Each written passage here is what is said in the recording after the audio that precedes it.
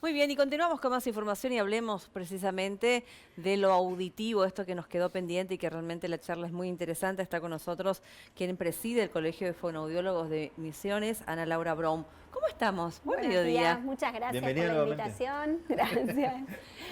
Bueno, estábamos hablando de esto de que escucha cuando quiere, ¿no? Que por allí es un dicho hasta despectivo hacia Ujú. hacia los adultos mayores también. Totalmente, totalmente, sí. Y tiene que ver con el perfil de la pérdida auditiva, ¿no? Hay muchas formas de clasificar, de categorizar una pérdida auditiva. En general, si hablamos del adulto mayor, es la que llega para quedarse, ¿no? Cuando hay una lesión propia del oído interno que se da un poco por la edad, porque se van muriendo las células encargadas de recibir los sonidos, otro poco por el tipo de exposición a ruidos que tenemos en nuestra vida cotidiana. Un constructor, por ejemplo. Un constructor, choferes de colectivos, de Aserraderos. camiones, aserraderos.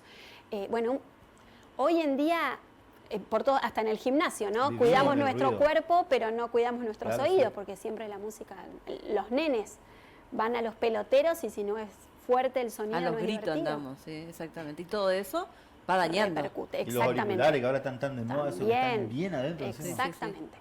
Entonces, todo esto va generando una lesión auditiva que no necesariamente va a afectar a todos los sonidos que puede escuchar nuestro oído. Entonces, preponderantemente afecta la capacidad de escuchar los sonidos más agudos, los más finitos. Entonces, yo siempre me gusta pensarlo como que no es que escucha menos, sino que escucha menos claro, como si uno escuchara así. Claro, el que vende sandía en Claro. el barrio, que va con Exacto. esos Entonces, parlantes. si uno está prestando atención, se le habla de frente, es un ambiente silencioso o le interesa lo que le vamos a decir, por compensación va sacando el resto.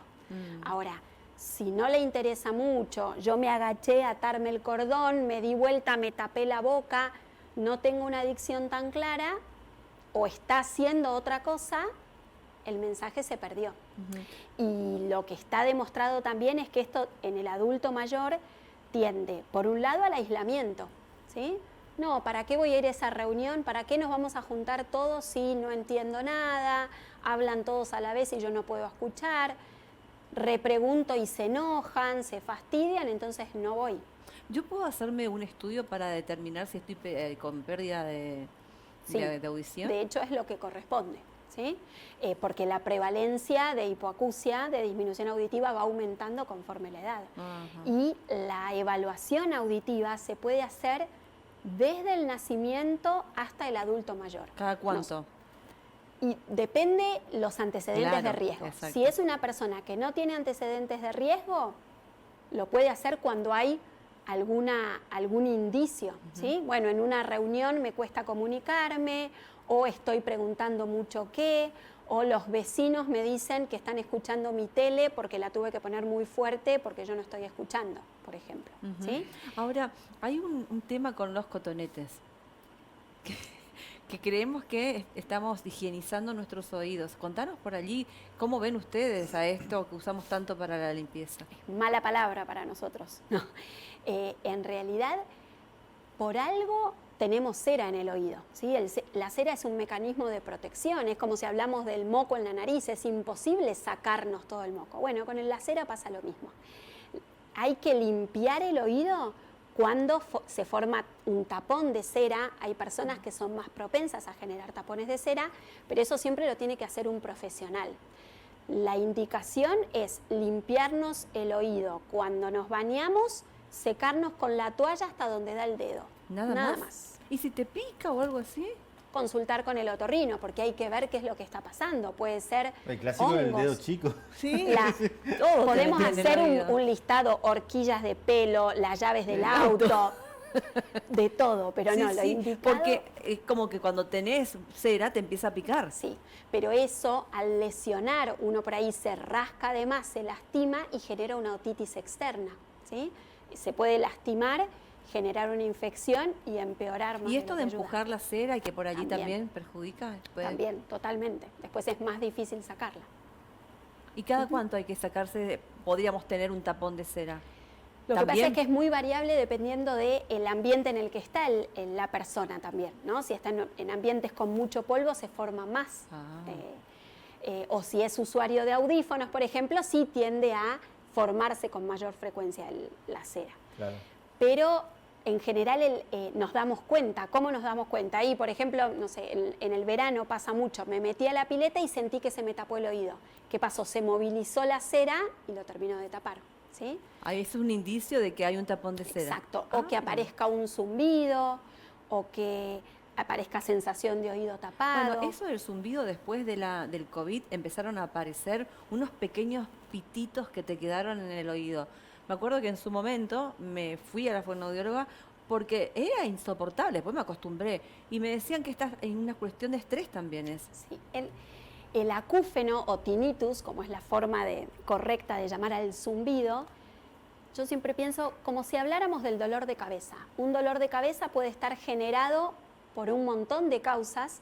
Con el acúfeno pasa lo mismo. Puede ser que esté asociado a una afección del oído, pero también puede ser que esté asociado a bruxismo, a alteraciones en la articulación temporomandibular, a alteraciones cervicales, cierta medicación. La aspirina puede dar un acúfeno transitorio. Qué bárbaro. La presión alta, la aspirina diabetes. todo el mundo toma. Pero sí, qué bárbaro. Exacto. Y se hablaba de que la vacuna del COVID También está descrito. ¿Sí? También está descrito como una secuela de las vacunas ¿Y de eso COVID. se puede eliminar o va a ser de por vida? Depende de la causa. Por Qué eso es bárbaro. importante empezar a estudiar de dónde viene, porque si es generado por un tapón de cera, se sacó el tapón de cera y desapareció.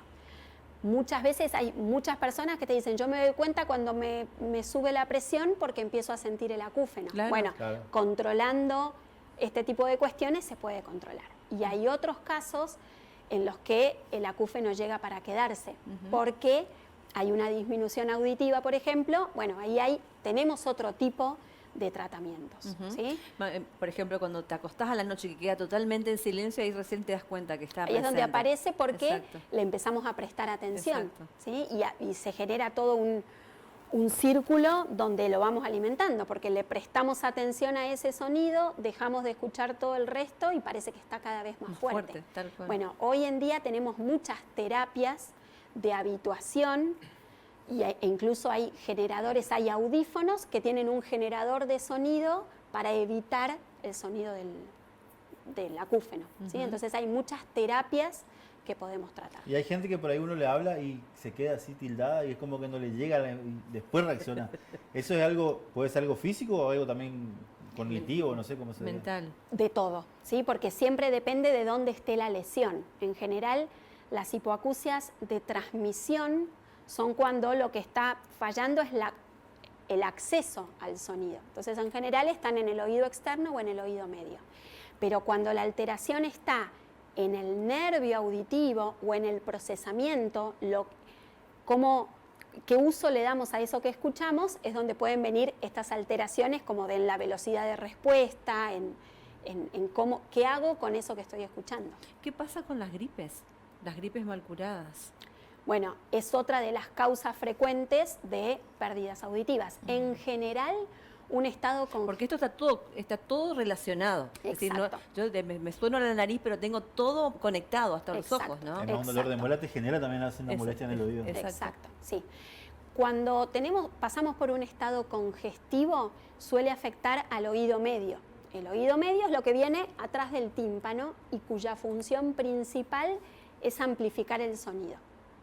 Entonces, un sonido que entra bajito a nuestro oído, a nivel del oído medio se le da más fuerza para que se escuche mejor. Si esa parte está fallando porque el oído está tapado, hay menos presión de aire o hay moco, hay líquido en el oído, es donde vienen las pérdidas en general transitorias de la audición. Eso con un tratamiento mejora. ¿Qué pasa con aquellas personas que de alguna manera sienten que con el correr del tiempo su audición va menguando? ¿Pueden mejorar con algún tipo de dispositivo eso? Sí. ¿Los adultos mayores, por ejemplo? Sí, y de hecho, cuanto más tempranamente se equipen, mejores resultados hay, ¿no? Porque nosotros decimos que escuchamos con el oído, pero en realidad el que escucha es el jefe, es el cerebro. Si al cerebro lo mantenemos estimulado, el cerebro va a responder. Ahora, si empiezan a escuchar cada vez menos, nos volvemos cada vez menos hábiles de entender las palabras. Y entonces ahí, cuando queremos poner un audífono, quizás ya es tarde porque se perdió mucha capacidad de comprensión. Y otra cosa muy importante en el adulto mayor es la asociación que hay entre hipoacusia y demencias tipo Alzheimer. O sea, es el antecesor. Entonces, la importancia del equipamiento, de tratar esto para evitar este tipo de Bueno, el demencias. problema también en los oídos, tengo entendido que te puede causar, por ejemplo, hasta mareo. Personas Sí. que fueron, se sometieron a cirugías y que tuvieron allí algún tipo de inconveniente, después descubrieron que era por una cuestión de... En el del oído interno, aparte de la función de audición, está la función del equilibrio. El oído Qué nos bárbaro. informa de cómo está posicionada nuestra cabeza en el espacio. Entonces, por diferentes razones, puede ser que tengamos vértigo, ¿no? La sensación es realmente incapacitante, porque es sentir que las cosas giran o que nosotros estamos girando y que puede aparecer en cualquier momento. Fíjate qué importante que es la buena audición. Totalmente. Puedes ir por la vida, es decir, estar mareada también es un Puede ser síntoma. algo, claro, sí. Totalmente. Y mejorar, pensar en mejorar la calidad de vida, ¿no? Porque sabemos que la pérdida auditiva se va a dar más en los adultos mayores, está como, bueno, sí, está viejito, bueno, no escucha tan bien. Y sabemos que nunca un audífono, un equipamiento va a ser un oído nuevo, pero le puede ganar mucho en calidad de vida. Y hablando de audífonos, ¿qué le decías a los chicos, sobre todo, que andan con la música todo el día fuerte? El teléfono te avisa Que cuando vos está lo por ves, subir el viste, volumen, todo el ¿no? tiempo, y le hablás y no te das cuenta que tiene auriculares Claro, y por ahí tal no te cual. está... La bocina, ¿ves? En la calle y no Bueno, te hay gente que escucha. anda en bicicleta escuchando música, un Sí, no, peligro eso. tremendo. Bueno, siempre hablamos de esto, ¿no? Siempre cuando... Bueno, y perdón, ahí y te completo la pregunta. Hablamos de los adultos mayores, pero ¿se ve también este tipo de cosas en la gente Sí. más joven, digamos, Sí, justamente por eso? totalmente, sí, y cada vez más. Entonces, siempre que evaluamos a un adolescente, a un niño, corresponde que le expliquemos, ¿no? Para que cada uno cuide su audición. La audición se puede ver afectada por un episodio de exposición a un sonido fuerte, un cohete en Año Nuevo, una explosión que no lo premeditamos, pero también puede lesionarse por exposición continua a ruidos no tan fuertes. La música en el auto, en el gimnasio, En el los boliche. auriculares, en el boliche. Entonces, por eso siempre es importante, nosotros manejamos la regla 60-60.